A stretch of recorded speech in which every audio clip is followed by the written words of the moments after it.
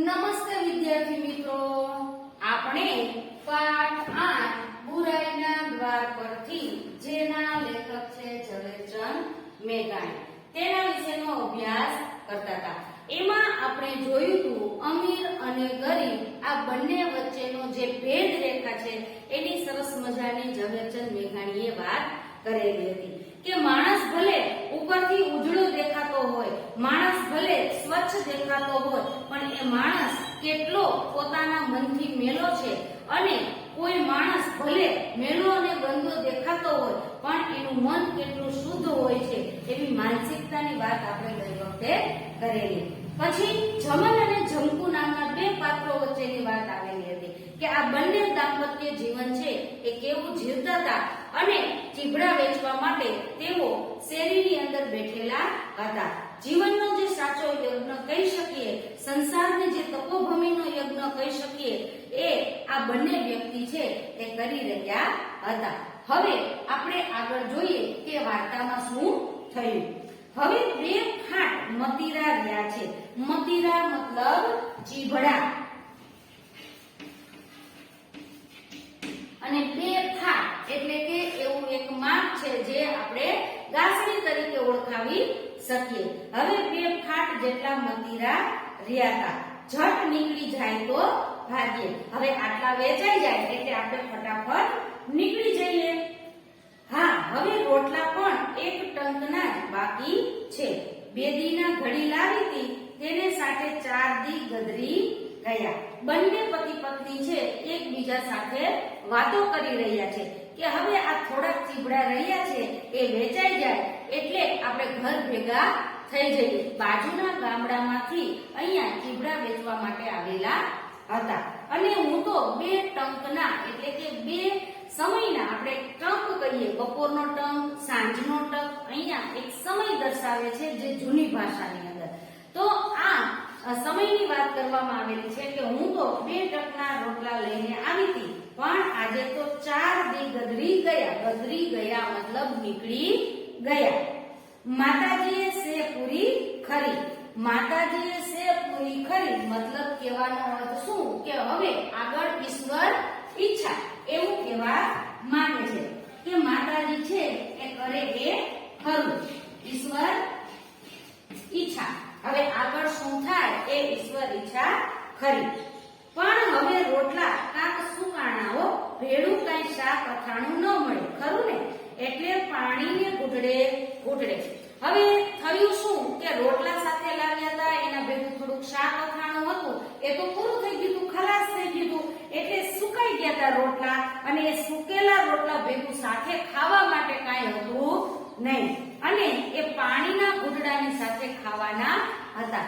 વિચાર કરો, જે સૂકા રોટલા આપણે તો ખાવામાં કેટલા ફેન ફતુર હોય, હે, બનાવેલા શાક હોય એમાં પણ આપણને આ ભાવે છે, આ નથી ભાવતું, પેલું શાક ગમે છે, આ રોટલી ગમે છે, રોટલા નથી ગમતા, ભાખરી ભાવે છે. ખાવામાં પણ આપણે ઘણું બધું આવું કરતા હોઈએ છીએ, પણ અહીંયા આ ગરીબ માણસ પાસે આવો કોઈ સ્કોપ હોતો નથી. એને તો જે છે એ પોતાના પેટ ગુજારા માટે ચલાવવાનું છે. એને એવું કોઈ ઓપ્શન મળતું નથી કે આ નથી તો એના બદલામાં આ મળશે, આ નથી તો એના બદલામાં આ મળશે, પણ એને રોજ પૂરતું ખાવા પણ મળતું નથી સમયસર. તો આવા વ્યક્તિઓ શું કરે? તો સુકેલા જે પણ રોટલા મળે છે એ એને આજે પાણી સાથે લેવાના હતા. અરે તમે જુઓ તો ખરા, હોશિયાર થઈને આટલા ચીભડા કાઢી નાખો ને એટલે સાંજે અમરા પર ભેળા થઈ જઈએ. હવે એની પત્ની છે જમકુ ખૂબ ચતુર હોય છે, શાણી હોય છે, એટલે જમનને કહે છે અરે આટલા ચીભડા વધ્યા છે, હવે તમે ઝડપ કરો અને કંઈક બોલો એટલે ઝડપથી આપણે એને વેચી નાખીએ અને અમરા પર એનું પોતાનું ગામ છે ત્યાં જતા રહીએ. અધરાત થઈ ગઈ હશે ને તોય મારીમાં ઉના રોટલા ઘડી દેશે. ભલે ને પહોંચવામાં કદાચ આપણે વાર લાગી જાય, અધરાત થઈ જાય મતલબ અડધી રાત, તોય મારી માં છે આપણે બંને જશું એટલે ઉના રોટલા આપણને ઘડી દેશે. ને હું લસણની ચટણી વાઢી નાખીશ, એટલે કે હું રોટલા સાથે લસણની સરસ મજાની ચટણી બનાવી નાખીશ. માટે તમે હેમત રાખીને આટલા વેચી કાઢો, મારો વાલો કરું હેમત મતલબ હિંમત, તમે ઝડપથી હવે આટલા જે ચીબડા વચ્ચે વધ્યા છે એ વેચી નાખો, એટલે હું અને તમે અહીંથી ઝડપથી ઘરે જાય. એમ કરી એની પત્ની એના પતિને સમજાવે છે અને છેલ્લે પ્રેમની ભાષામાં એને વાલ કરવાની વાત કરે છે.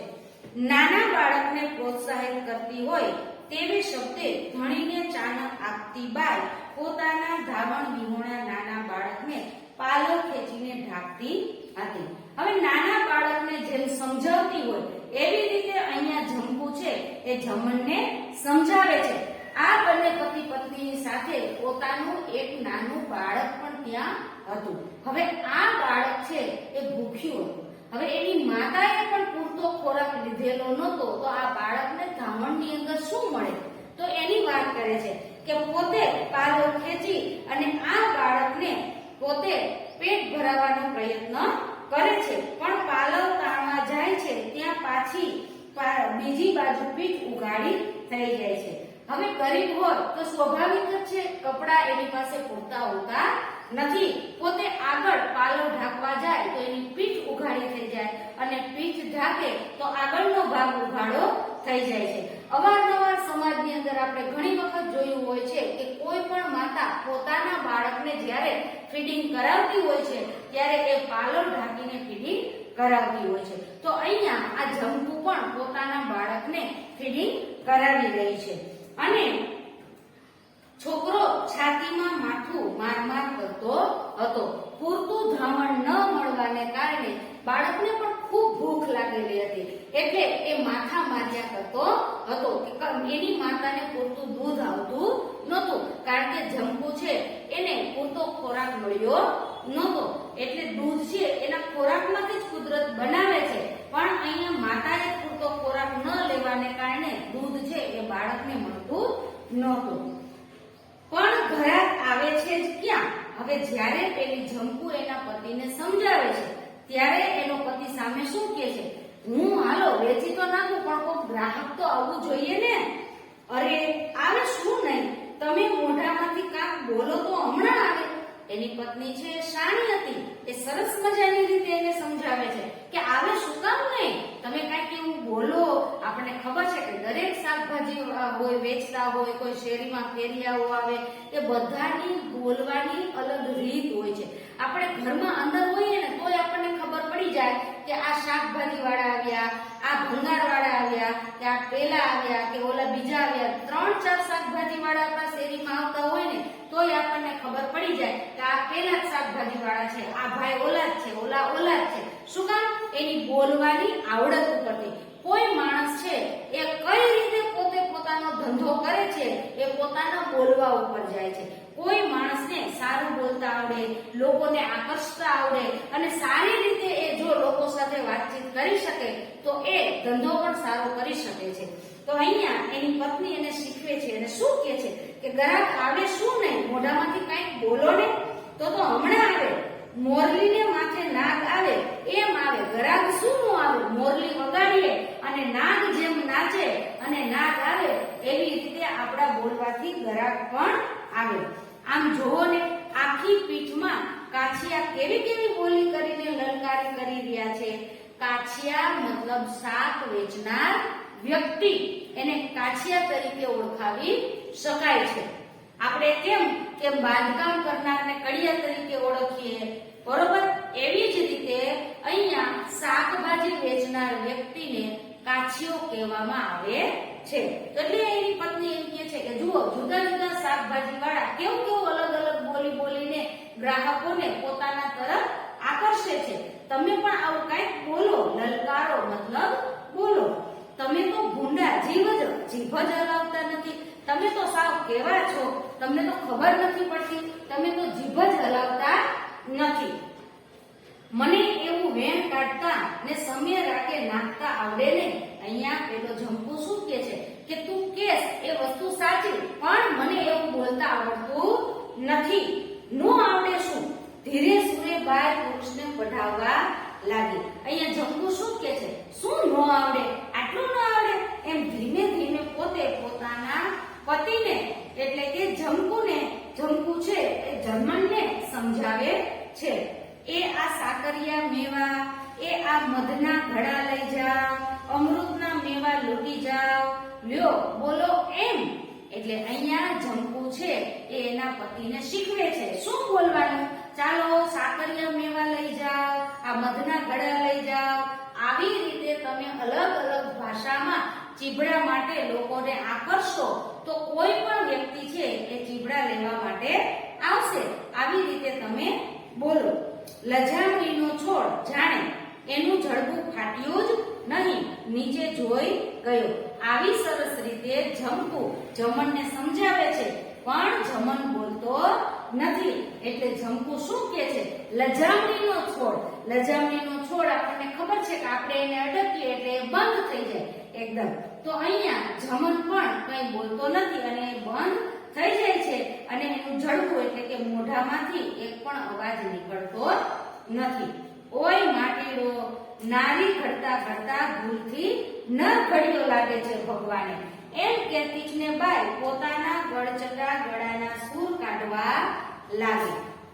હવે જમણ જ્યારે બોલતો નથી એટલે પેલી જંપુ છે એ બોલવાનો પ્રયત્ન કરે છે અને એને પોતે થોડીક મશ્કરીમાં ખીજાતી હોય અને મશ્કરી કરતી હોય એ રીતે એના પતિ માટે કહે છે કે ભગવાને તો તને નારી કેમ જાણે ઘડતા ઘડતા પુરુષ બનાવી નાખ્યો હોય ભૂલથી એવું લાગે છે. કારણ કે શરમાવાની જે પ્રક્રિયા છે એ સ્ત્રીને શોભે, પુરુષને શોભતી નથી. પણ તમે તો અહીંયા કંઈ બોલતા જ નથી એમ કહી અને દાંત કાઢતા કાઢતા હસતા હસતા પોતાના ગળચટા એટલે કે મીઠાશ ભરેલા અવાજથી જંપુ છે એ પોતે બોલવા લાગે છે. બે જઈના શેર. અહીંયા આ પૈસાનું માપ છે જૂની ભાષામાં. આ અમૃતના કુકા 2 પૈસાના શેર. આ સાકર ટેટી 2 જઈની શેર. મીઠા મેવા 2 પૈસે શેર. એક ખેસધારી વેપારી આવીને ઊભા રહ્યા. ઘેર વિવાહ છે, સાંજે જાનના માણસોને પીરસવા ચીબડાનું શાક કરવું છે એવું પૂછે છે. હવે જ્યારે જંપુ પોતે સાદ લગાવે છે ત્યારે એક ખેસધારી વેપારી આવે છે અને પોતાની ઘરે જાન આવવાની છે, લગ્ન છે અને એના માટે એને ચીબડાનું શાક બનાવવું છે એટલે ખરીદવા માંગે છે. એટલે પૂછે છે શો ભાવ? ચીબડાનો ભાવ શું છે? 2 પૈસે શેર બાપા, અમૃત રોકો માલ. એટલે જંપુ શું કહે છે કે 2 પૈસે શેર. અમૃત રોકો મતલબ અમૃત જેવો, રોકો મતલબ જેવો. આ અમૃત સમાન માલ છે. આમના 2.5 શેર તો ઓલી દુકાને આપે છે, આનાના 2.5 શેર તો ઓલી દુકાને આપે છે. ના બાપા, અમારે પોસાય નહીં, અમે પરગામથી આવેલ છીએ. કોઈ પણ માણસો ખરીદી કરવા માટે જાય છે ત્યારે એક કેવી માનસિકતા સાથે ખરીદી કરે છે એની વાત અહીંયા ઝવેરચંદ મેઘાણીએ રજૂ કરેલી છે. ખેસધારી વેપારીનું પાત્ર અહીંયા મૂકી કઈ રીતે આપણે ગરીબનું શોષણ કરીએ છીએ એની વાત પણ અહીંયા સમજાવેલી છે. ખાસ વિચારવા જેવી છે, સમજવા જેવી છે અને આજ પછી આપણે ક્યારેય ગરીબો સાથે આવું વર્તન ન કરીએ. કારણ કે સમજવું ખૂબ જરૂરી છે કે આપણે શું કરીએ છીએ. જો કે 80% લોકો સમાજની અંદર દરેક શાકભાજીવાળા સાથે, ફેરિયાઓ સાથે કે નાના ધંધાઓ લઈને બેઠેલી વ્યક્તિઓ સાથે આ જ પ્રમાણે વર્તતી હોય છે. પણ આ જ વ્યક્તિઓ જ્યારે મોલમાં જાય, કોઈ સારી દુકાનમાં જાય ત્યારે એની સાથે આવું વર્તતી નથી. કેમ? એક જ વ્યક્તિ અલગ અલગ 2 જગ્યાએ જાય છે ત્યારે એના માટે એનું વર્તન જુદું હોય છે. એ પણ એક સમજવા જેવી વાત છે. તો અહીંયા પેલી એમ કહે છે કે મને તમારો ભાવ પોસાય નહીં, અમે તો બારગામથી આવેલા છીએ. 4 દીથી ખુવારના ખાટલા છે, ખુવારના ખાટલા મજૂરી કરીએ છીએ અને મજબૂરીથી અહીંયા બેઠા છીએ, અમને કઈ શોખ નથી થતો. તો અહીંયા એમ કહે છે કે આવા ઓછા રૂપિયામાં અમે તમને ચીબડા વેચી ન શકીએ. અમારે નદીમાં કુંઠિયા ગાડીને માટલા સારીને વાળા પાયા છે ભાઈ, કુટિયા ગાળવા મતલબ કુવા ગાળવા. અહીંયા કુવાની વાત કરે છે કે અમે નદીમાં જઈ કુવા ગાડી ગાડી વીરડા ગાડી ગાડી એમાંથી પાણી ભરી અને એક એક ઈ પાણી ભર્યાવી અને અમે આ ચીભડાના છોડને પાયા છે અને એમાંથી આ ચીભડા ઉગ્યા છે. જુઓ કેટલી મહેનત. આ મહેનતની શું કિંમત લગાવે છે અમીર લોકો. કાંઈ જ નહીં, એને તો હંમેશા ટેવ પડેલી છે.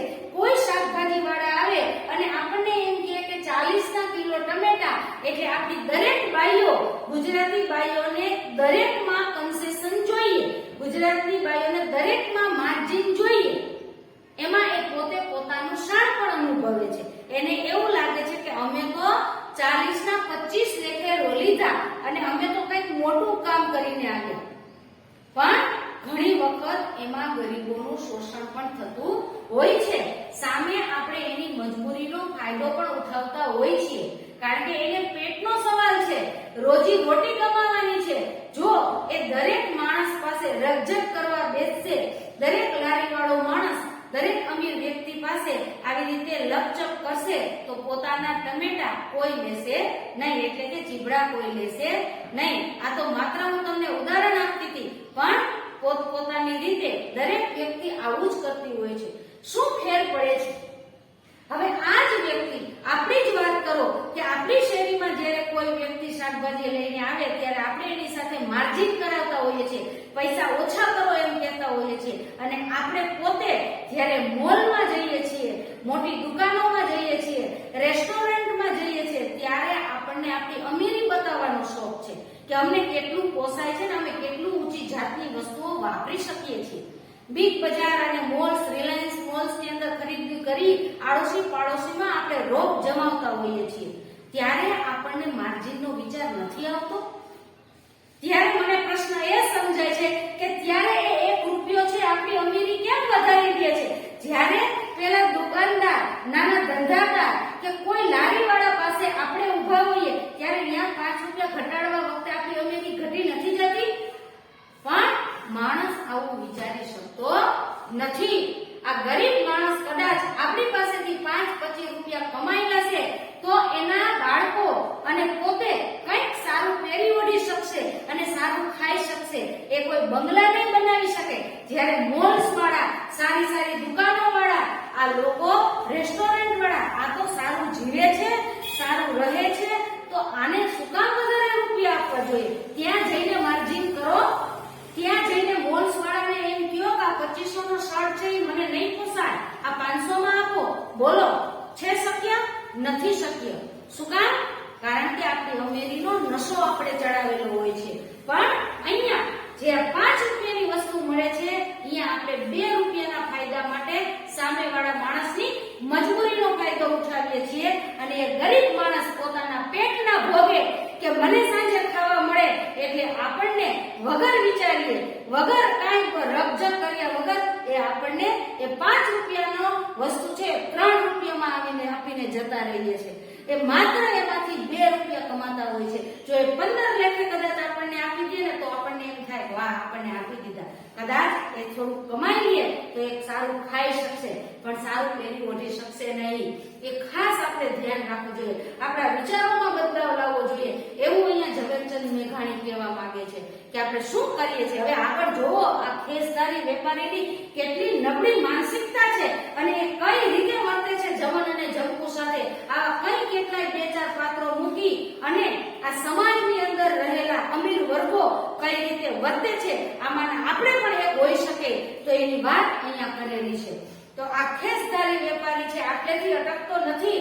આગળ શું કહે છે કે આગળની દુકાને આટલા મળે છે, પેલી જમકુ એને ના પાડે છે અને પોતાની મહેનત વિશેની વાત સમજાવે છે. ભાઈ, કેડિયાના મકોડા નોખા થઈ ગયા. કેડિયાના મકોડા મતલબ કરોડરજ્જુની વાત થાય છે. એ ભરી ભરીને પાણી પાવું સહેલું નથી કે આમ સ્વિચ દબાવી અને મોટર શરૂ થઈ જાય અને કૂવામાંથી પાણી આવવા લાગે. પણ એક એક ઘડો પાણીનો ભરી અને દૂરથી અહીંયા ખેતર સુધી જ્યાં વાવેલા હતા ત્યાં સુધી લઈ આવી અને આ છોડવાઓ ઉછેરેલા હતા, પાણી પાયેલા હતા. તો એને એની મહેનત યાદ ન આવે? કોઈ પણ માણસને યાદ આવે. તો એ એને સમજાવે છે ઈ ઠીક, મહેનત વગર કઈ થોડા